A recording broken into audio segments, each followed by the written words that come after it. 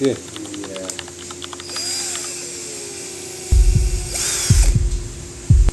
उसले अब फेरि आएको पैसाहरू चाहिँ उसले त खाइरहेको ल पानी उम्ल्यो अब पानी उम्ल्यो ल अब ढेँडा अलि झोली लगाएर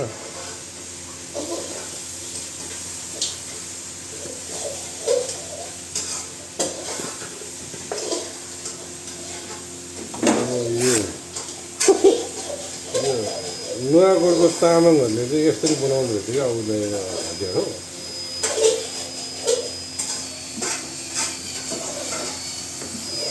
नुवाकोटे आउँदा बिस्ट्या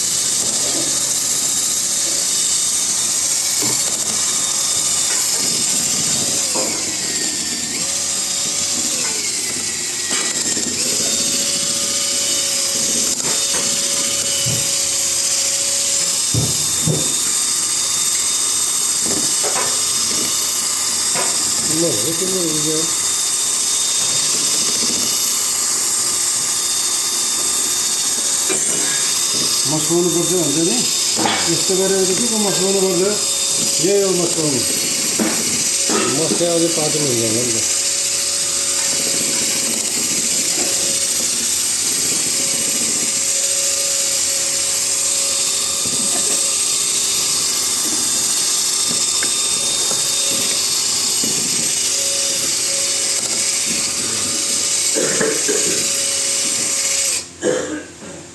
गिलो भयो क्या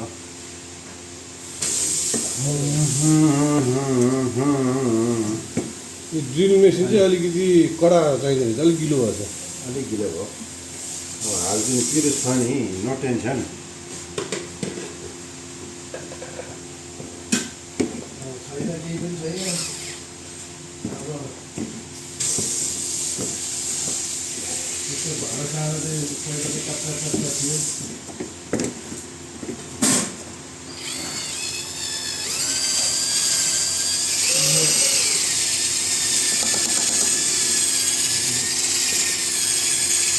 यो ढेँडो बनाउने चाहिँ हाम्रो चाहिँ नुवाकोटको तेजबहादुर तामाङ दाइ हुनुहुन्छ उहाँले चाहिँ नयाँ नामै दिनुपर्छ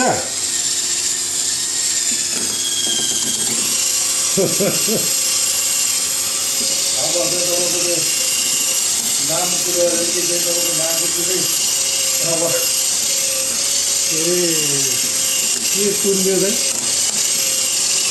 हाम्रो ऊर्जा मन्त्री महावीर पुर्जा लगाएर तेजलाई राख्नुपर्ने भयो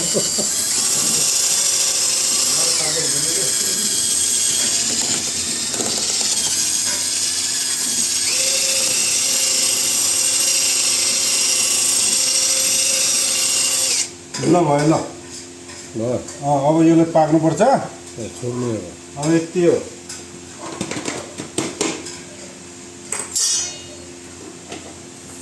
भिडियो आउँदैन हो होइन नि अब छोपेको नि राख्नु पर्दैन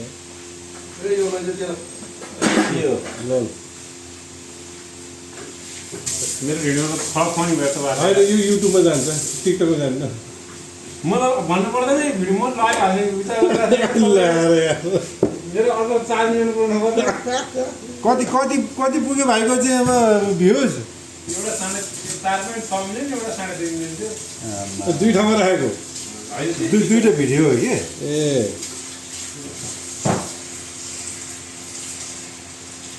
यो चाहिँ के अरे युट्युबमा हाल्नु न मेरो युट्युब छैन म त युट्युबमा मेरो पहिले सब्सक्राइब होला थियो पहिले गएर युट्युब मेरो चलिरहेको छ नि त्यो युट्युबमा हाल्नु पैसा कमाउनको लागि हेर्नु मात्रै त्यति लागि 500 फलोवर्स पुग्नु पर्छ कहिले हो कहिले पुग्छ कति रे 500 फलोवर्स पुग्नु पर्छ युट्युबमा होइन उसमा टिकटक के अरे हेर्नु त कति राम्रो भएको छ ढेँडो हँ? यो हो नि त दादा। योभन्दा ढेँडो खाने भनेको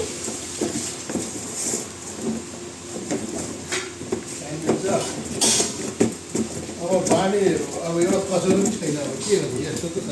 होइन नि त्यो? कता भयो त्यत्रो दुईवटा ल्याइसक्यो त्यो त झिँगे माछा त्यो हटाउनु ल हेर्नु कहीँ डल्लो परेछ त भाइ यस्तो राम्रो ढेँडो छ 6 मिनट 7 मिनटमा जो ढेँडो रेडी हुँदो रहेछ यो रेस्टुरेन्ट चलाउने मान्छेहरूले सिक्नुपर्ने कुरो हो यो काम हो यो जो मान्छे ढेँडो खान आउँछ नि यस्तो बनाएर खुवाउनुपर्छ यसै यसै तान्नुभन्दा होइन ड्रिल मेसिन घुमाइदिएपछि यो यस्तो तर तान्दाखेरि चाहिँ डल्लो बस्छ कि ड्रिल मेसिनले फै घुमाउनु पर्छ डल्लो कहाँ जान्छ ल ल ल अब यसलाई अब पाक्नुपर्छ पाकेपछि झिकेर खानुपर्छ अहिले चाहिँ यत्तिकै हो एकछिन अब छोपेर राख्छु अब हेर्ने मान्छे पनि एकछिन आराम गर्नुहोस् अब खाने त अब थाहा होला कसरी खानुपर्छ भन्ने कुरा त्यही त ल अर्को चाहिँ अर्को एपिसोडमा है अर्को एपिसोडमा अब मलाई नम्बर हाल्दिनु त्यो दामी होला ढिँडो खाने भनेको यस्तो हो कोही मान्छे ढिँडो खाने हुन्छ भने मलाई मसँग सम्पर्क गर्नु होला प्याक एउटा भुइँबाट प्याक त हुनु पऱ्यो प्याक खाएपछि अनि ल अहिले चाहिँ छोपेर राख्छु एकछिन पाकोस् अब चाहिँ निकाल्छु खानको लागि रेडी भयो अब दाल पनि छ अब ढिँडो झिक्यो अब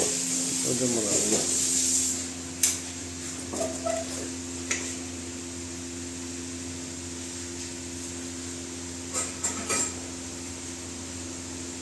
पुग्छ कि पुग्दैन अलिक अब नखाल्नु नि फेरि अब बढ्यो भने यहाँ भाँडोमा रहन्छ पुगेन भने थपेर खान पाइन्छ